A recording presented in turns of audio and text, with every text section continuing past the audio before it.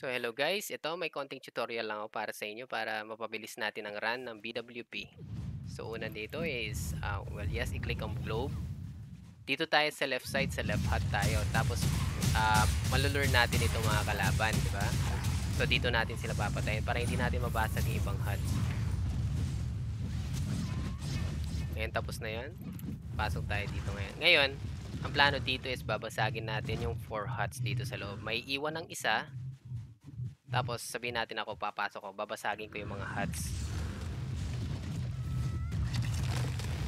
Yan, so basag na yung 4. Ngayon, pag basag na, pwede nang pumasok ang isang kakampi nyo.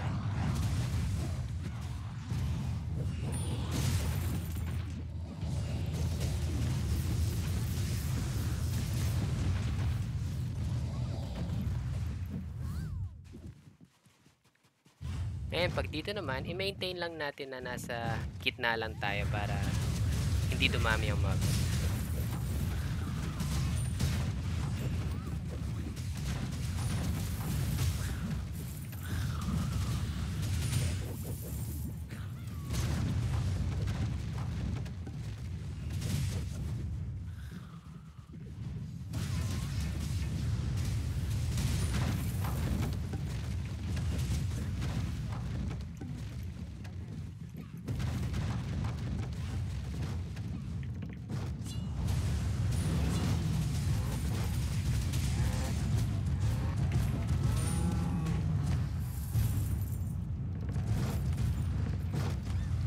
So, ayun lang guys. That's it.